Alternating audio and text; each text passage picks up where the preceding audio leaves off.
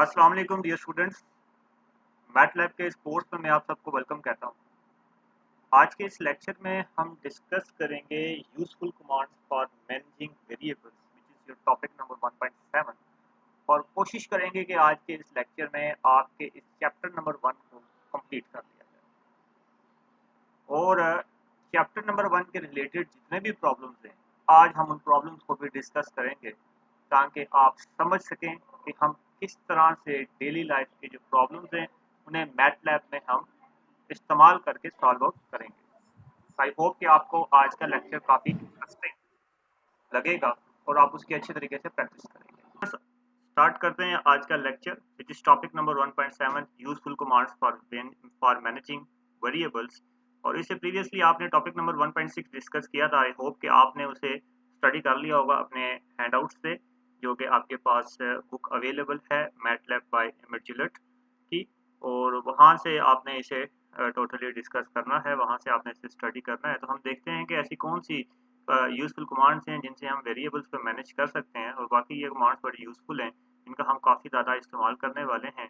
यहाँ मैं लिख लेता हूँ कमांड्स, और यहाँ उन कमांड्स का जो है वो आउटकम मतलब एक्सप्लेनेशन देखते हैं कि वो क्या कमांड्स का क्या काम है। तो अगर आप लिखेंगे CLEAR क्लियर, तो ये क्या करेगा, ये रिमूव कर देगा तमाम वेरिएबल्स को from the memory. Remove all the variables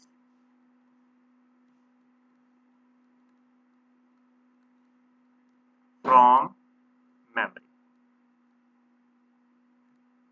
इसी तरह से अगर आप लिखेंगे क्लियर, यहाँ पे ये ध्यान रखिएगा कि ये जो सी है ये आपने छोटा लिखना है। क्लियर एक्स वाई जी, ये क्या करेगा, remove only variables, remove only variables x y and z from the memory, from the memory.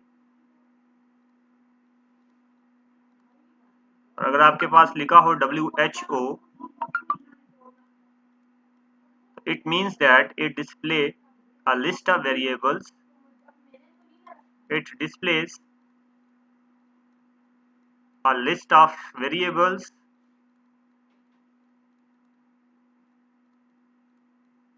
currently in the memory, currently in a memory। और उसके बाद WHOS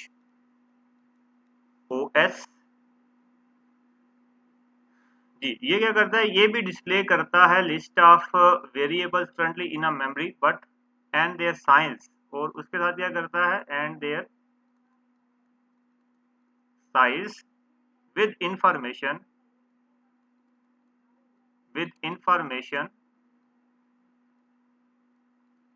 about their bytes।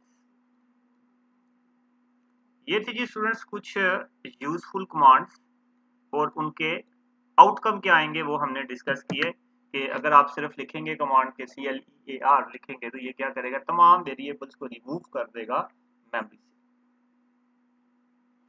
ठीक है। और अगर आप लिखेंगे क्लियर XYZ तो ये क्या करेगा, रिमूव कर देगा सिर्फ XY और Z वेरिएबल्स को फ्रॉम द मेमोरी। और अगर आप टाइप करेंगे WHO कमांड, ये क्या करेगा, जितने भी मेमोरी के अंदर वेरिएबल्स होंगे उन तमाम वेरिएबल्स की लिस्ट को डिस्प्ले कर देगा।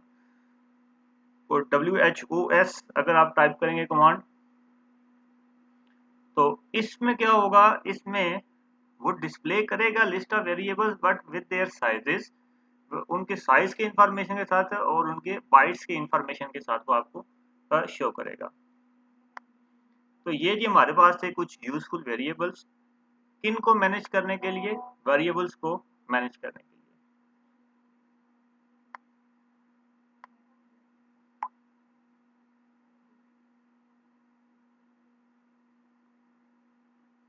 जी तो स्टूडेंट्स अब हम आगे अपना टॉपिक डिस्कस करने लगे हैं विच इज टॉपिक नंबर 1.8 तो टॉपिक नंबर 1.8 जो है वो स्क्रिप्ट फाइल्स के रिलेटेड है कि स्क्रिप्ट फाइल्स क्या होती हैं। स्क्रिप्ट फाइल्स के रिलेटेड एक पूरा चैप्टर है जिसे हम बाद में डिस्कस करेंगे। यहाँ पे जस्ट उसका छोटा सा थोड़ा सा ओवरव्यू देखेंगे हम स्क्रिप्ट फाइल्स का।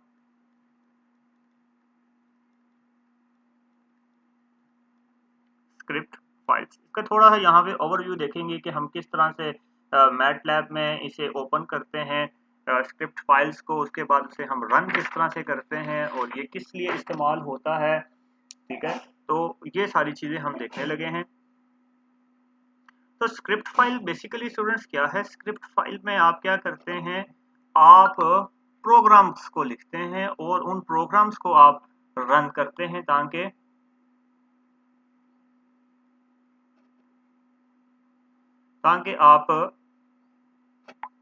ताकि आप इजीली जो है वो अपने तमाम क्वेश्चंस को ताकि आप इजीली अपने तमाम प्रॉब्लम्स को सॉल्व आउट कर सकें। तो स्क्रिप्ट फाइल के रिलेटेड क्या है कि आपको क्या करना पड़ता है, कमांड विंडो पे सारे के सारे कमांड्स को टाइप करना पड़ता है, but with the script file with the program आपको एक ही बार तमाम प्रोग्राम को टाइप करना है और उसके बाद जस्ट आपने एंटर कीज को प्रेस करते जाना है। जस्ट आपने एंटर कीज को प्रेस करते जाना है और आपके पास रिजल्ट्स आते जाएंगे। मतलब आपको बार बार कमांड लिखनी नहीं पड़ेगी। इस वजह से आपको क्या है, स्क्रिप्ट फाइल्स का इस्तेमाल करना पड़ता है। तो हम सबसे पहले हम देखते हैं कि स्क्रिप्ट फाइल को किस तरह से क्रिएट और सेव किया जाता है। ठीक है, सबसे पहले हम क्या देखेंगे कि स्क्रिप्ट फाइल को क्रिएट किस तरह से किया जाता है और उसे सेव किस तरह से किया जाता है। स्क्रिप्ट फाइल तो जिस क्रिएट करने के लिए आपने क्या करना है, आपने एडिटर या डिबगर विंडो को ओपन करना है स्क्रिप्ट फाइल्स को लिखने के लिए। ये आपको कहाँ से ओपन होगी, आपने सिंपली फाइल मेन्यू में जाना है। जो पुराने वर्जन है उनमें तो फाइल मेन्यू में, जो न्यू वर्जन है उसमें आपके पास डायरेक्टली लिखा हुआ है। आप अगर देखें, मैं मैटलैब यहाँ पे शेयर करने लगा हूँ।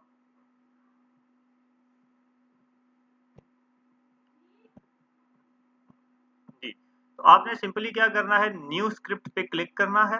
न्यू स्क्रिप्ट पे आप क्लिक करेंगे तो वो आपके पास क्या है जी, आपके पास एक और विंडो ओपन हो जाएगी जिसमें आप क्या कर सकते हैं, स्क्रिप्ट लिख सकते हैं। तो अब स्टूडेंट्स क्या है, स्क्रिप्ट में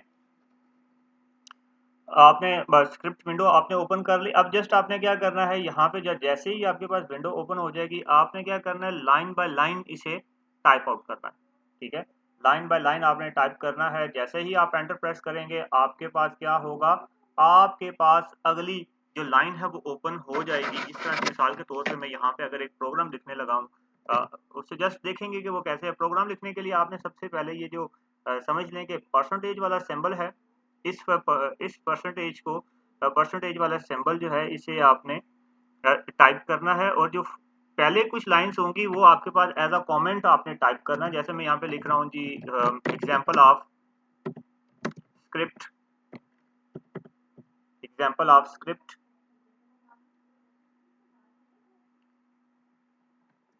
example of script file.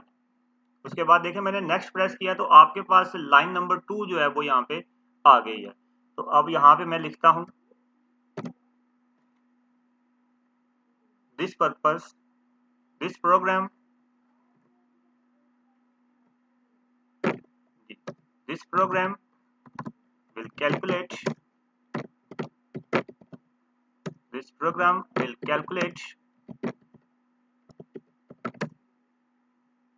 will calculate the roots of quadratic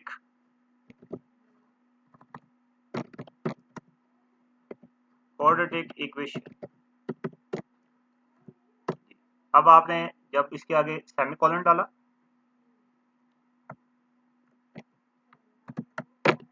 आपने जैसे ही आपने एंटर प्रेस किया तो देखें वो लाइन नंबर 3 पे आ गया। अब आपको मालूम है कि क्वाड्रेटिक इक्वेशन क्या होती है, ए एक्स स्क्वायर। तो आप ए एक्स स्क्वायर को कैसे लिखते हैं, a multiply by x multiply by sorry x square के लिए आप क्या करते हैं जी, like this one, this is your a x square plus bx b multiplied by x and plus c which is equal to 0.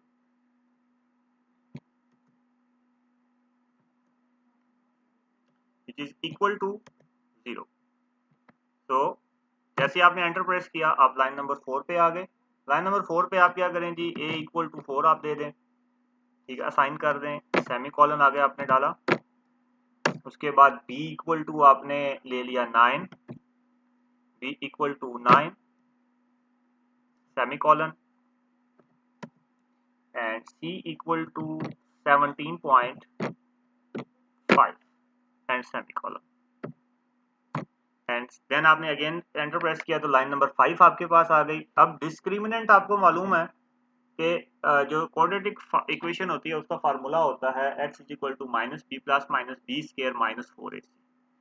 तो अब क्या है कि ये जो आपके पास है ना x is equal to minus b plus minus b square minus 4ac, अब इसमें ये जो under root b square minus 4ac आपको मालूम है ये क्या होता है, डिस्क्रिमिनेंट होता है। तो आप सबसे पहले क्या करेंगे, इस डिस्क्रिमिनेंट को डिफाइन करेंगे, ठीक है। तो डिस्क्रिमिनेंट के लिए आप क्या कमांड देते हैं, आप dis कमांड देते हैं। उसके रूट के लिए आप sqrt आप कमांड देते हैं इसके रूट के लिए, और उसके बाद आप आगे यूज करते हैं ब्रैकेट। बी स्क्वायर को आप कैसे लिखेंगे, b power 2 minus 4 multiply by a multiply by c, b square minus 4ac bracket close and आगे आपके पास आ गया जी सेमीकोलन। एंड लाइन नंबर 6 पे आप आ जाएं। नाउ x1 रूट आपके पास कैसे आएगा, x1 रूट के लिए आपको मालूम है कि x1 is equal to discriminant divided by sorry minus b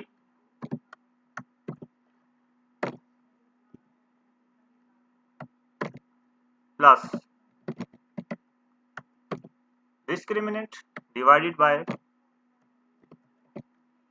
2 multiplied by a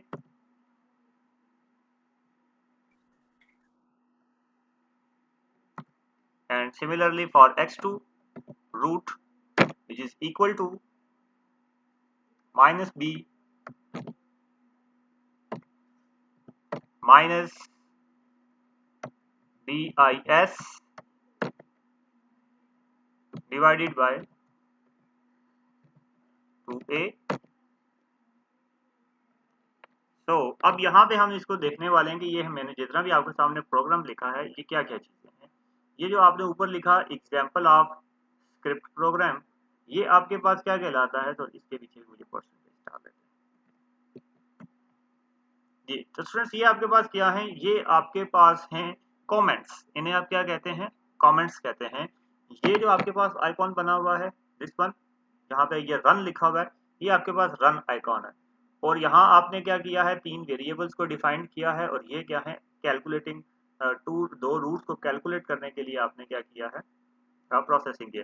तो स्टूडेंट्स देखें जैसे ही आप इसे रन पे क्लिक करेंगे तो वो आपको सेव करने का ऑप्शन देगा, क्योंकि पहले ये आपके पास सेव होगा, उसके बाद आप इसे रन कर पाएंगे। और ये सेव किस टाइप पे होगा, ये .m टाइप में ये आपके पास सेव होगा। तो आप पहले इसे सेव करेंगे, सेव करने के बाद फिर आप इसे रन करेंगे, ठीक है। तो देखें स्टूडेंट्स जैसे ही आपने रन किया तो आपके पास क्या हुआ, आपके पास ये नीचे कमांड विंडो में इसका रिजल्ट आने लग गया दिस वन, ठीक है जी। x1 की वैल्यू आपके पास आ रही है -1.1250 प्लस 1.7631, x2 की वैल्यू आपके पास आ गई, इसी तरह x1 की मजीद वैल्यूज आपके पास आ रही। तो ये जी स्टूडेंट्स हमारे पास इसका डायरेक्ट रिजल्ट है। अभी स्क्रिप्ट फाइल को ओपन करें तो ये आपके पास डायरेक्टली रिजल्ट आपकी स्क्रीन के ऊपर शो हो चुका है, जो कि हमने एक प्रोग्राम से लिखा। तो आई होप स्टूडेंट्स आप समझ गए होंगे कि हम स्क्रिप्ट फाइल की हमें क्यों ज़रूरत पेश आती है, क्योंकि हमें जब हमें प्रोग्रामिंग करनी पड़ती है तो वहाँ हम स्क्रिप्ट फाइल का ही सहारा लेते हैं। आपको ये भी समझ आ गया होगा कि हम किस तरह से स्क्रिप्ट फाइल्स को रन करते हैं, उनके रिजल्ट्स को हम यहाँ से किस तरह से वेरीफाई कर सकते हैं विद द सिंपल कैलकुलेशन। हमें किसी भी पेपर वर्क की जरूरत नहीं, जस्ट सॉफ्टवेयर है, आपको इस प्रोग्राम को टाइप करना है and you will get the final result. तो आई होप स्टूडेंट्स आपको स्क्रिप्ट फाइल की समझ आ गई है। तो स्क्रिप्ट फाइल में स्टूडेंट्स इतना ही है। आप इसमें चाहें तो अपने फोल्डर चेंज कर सकते हैं, उसके लिए कोई मसला नहीं। आप रन पे क्लिक करेंगे, इजीली आप वहां से फोल्डर चेंज कर पाएंगे। अब हम स्टूडेंट्स डिस्कस करने लगे हैं टॉपिक नंबर अब हम डिस्कस करने लगे हैं स्टूडेंट्स टॉपिक नंबर 1.9 को। अब टॉपिक नंबर 1.5 में आपने कुछ एग्जांपल्स को सॉल्व करना है, ऑन मैटलैब, जो कि एग्जाम्स का आपका बहुत ही अहम हिस्सा है। Examples of MATLAB,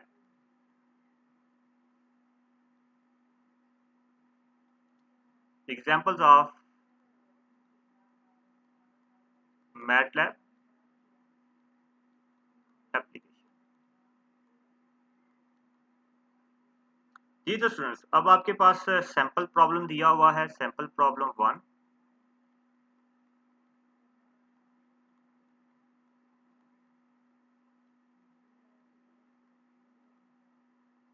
sample problem number 1, ठीक है जी। उसमें क्या है कि trigonometric identity,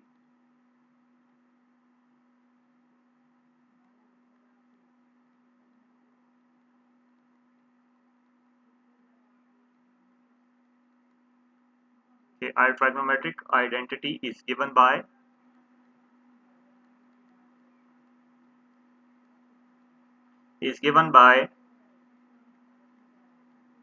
cos square x upon 2, which is equal to tangent of x plus sin of x divided by 2 tangent of x। जी, ट्रिग्नोमेट्रिक आइडेंटिटी आपको इस तरह से दी हुई है। आपने इस आइडेंटिटी को वेरीफाई करना है। आपने काम क्या करना है? आपने करना है verify the identity,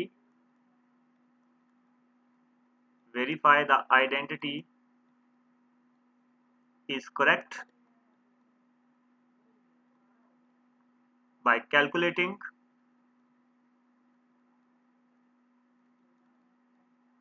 calculating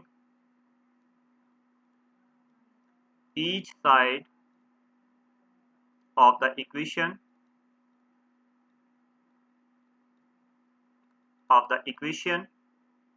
substituting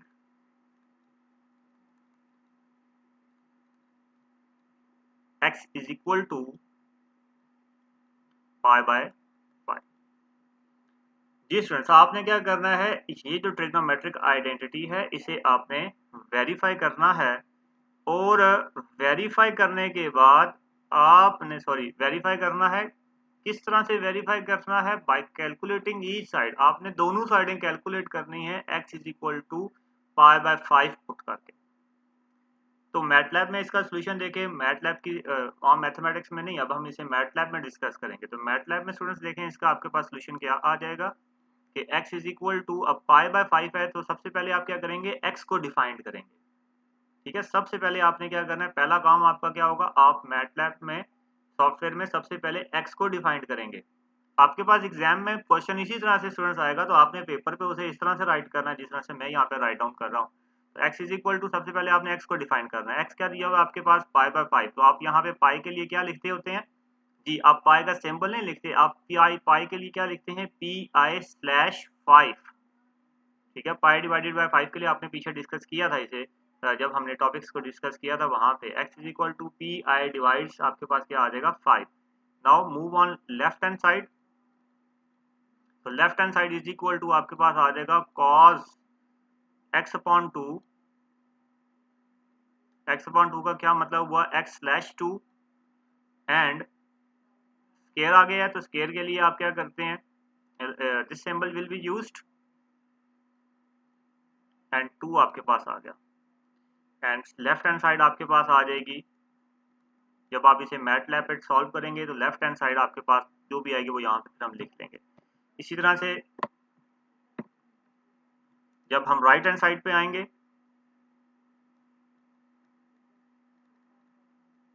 ठीक है, तो राइट हैंड साइड के लिए अब आपके पास आ जाएगा जी, right hand side is equal to, आप एक ब्रैकेट यूज करेंगे, tangent of x plus sine of x और divided by 2 multiply by tangent of x, और इससे भी आपने फिर क्या करना है ब्रैकेट में। तो फिर हम इन दोनों का रिजल्ट अब मैटलैब पे चेक करते हैं हमारे पास क्या रिजल्ट आने वाला है। ठीक है स्टूडेंट्स, तो देखें ना यहाँ पे क्या था, tangent x plus sine x, तो उसे आपने क्या लिखा, tangent x plus sine x. Divide था, डिवाइड के लिए आपने क्या यूज किया, स्लैश, और 2 मल्टीप्लाई बाय टेजेंट एक्स है तो 2 मल्टीप्लाई का सिंबल यूज किया एंड टेजेंट ऑफ एक्स। अब हम मैटलैब पे से ट्राई करते हैं।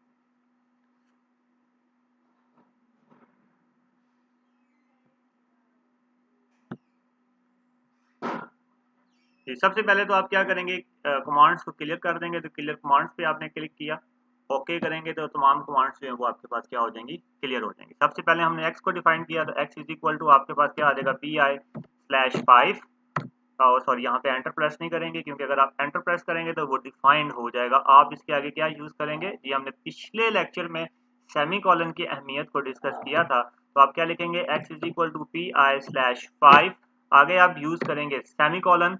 सेमी कॉलन यूज करने का ये होगा कि फिर वो इसे कैलकुलेट नहीं करेगा बल्कि अगली लाइन पे आ जाएगा। ठीक है, नेक्स्ट लाइन पे आपके पास आ जाएगा, एंड लेफ्ट हैंड साइड आप यहाँ पे लिखेंगे is equal to cos of, defined कर रहे हैं अब हम, कॉज ऑफ, आपने ब्रैकेट यूज किया, कॉज ऑफ ब्रैकेट के अंदर आपके पास है x slash 2 and bracket close, और इसकी पावर आपके पास आ गई 2।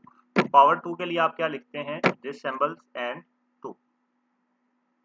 So when you press enter you will get 0.9045। अब हम राइट हैंड साइड पे आ रहे हैं।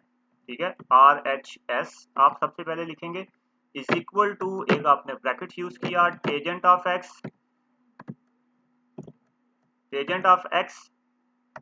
Plus sine of